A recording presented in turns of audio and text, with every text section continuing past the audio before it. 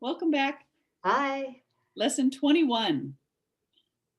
I am determined to see things differently. Oh, we're getting good here.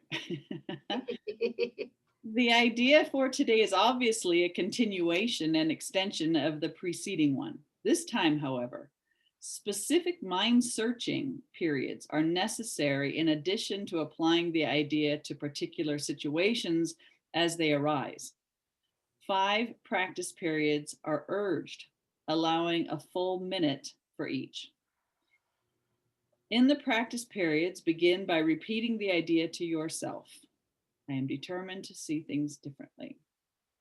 Then close your eyes and search your mind carefully for situations past, present, or anticipated which arouse anger in you. The anger may take the form of any reaction ranging from mild irritation to rage.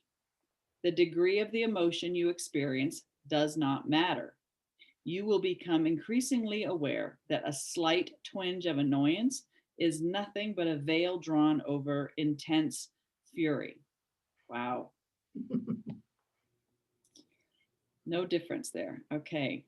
Try, therefore, not to let the quote little thoughts of anger escape you in the practice periods. Remember that you do not really recognize what arouses anger in you, and nothing that you believe in this connection means anything. You will probably be tempted to dwell more on some situations than on others on the fallacious grounds that they are more, quote, obvious. This is not so.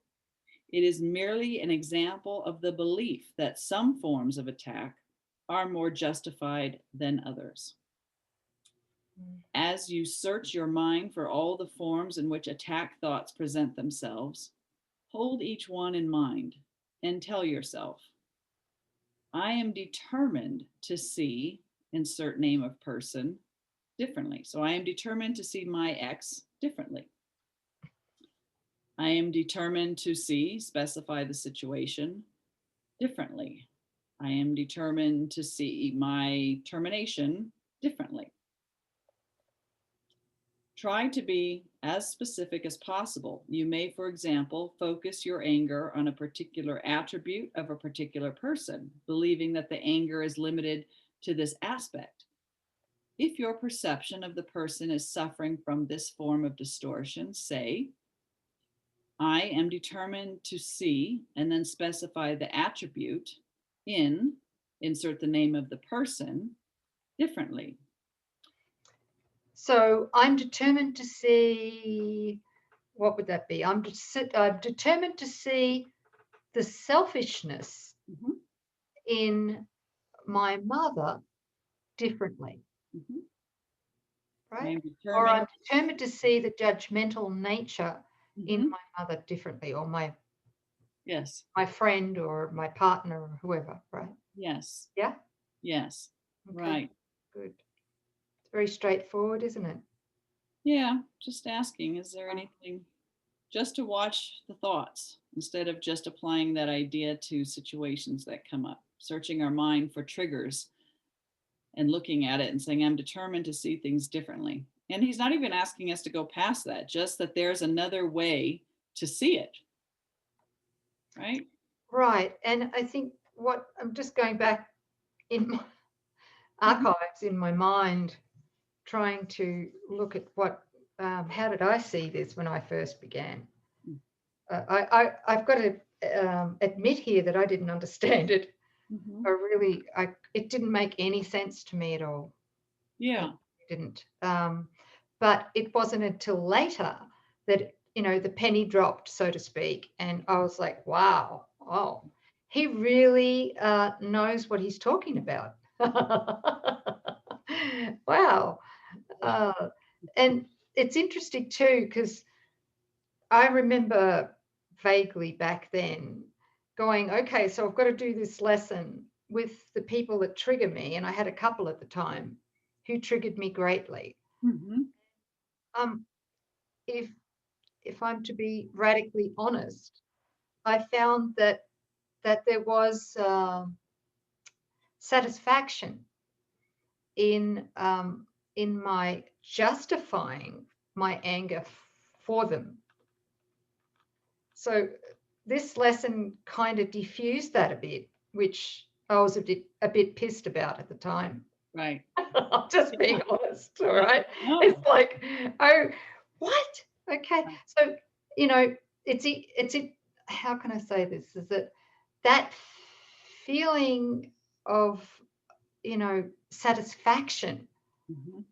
feeling, and it is ego satisfaction. Mm. When we really believe that we're justified in our anger, if somebody, even Holy Spirit, tries to rob us of that justification, Oh, the ego comes out swinging. oh, you better believe it. It's Yeah. Because it's justified, right? You can almost taste the deliciousness of self-justification. You know that you're right and your brother is wrong, and this is why you know it. And heck, you may have even proved it, right? So I you are did, totally self-justified. yes.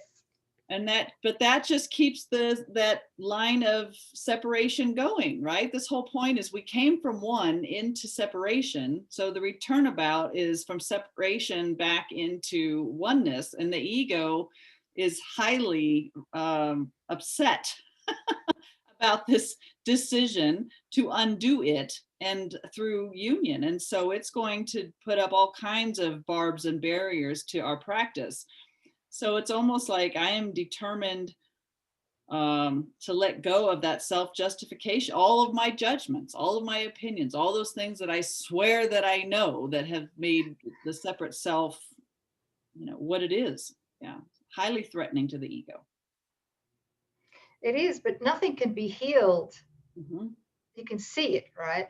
Nothing Right. can be healed by Holy Spirit until we offer him the willingness to see these Mhm.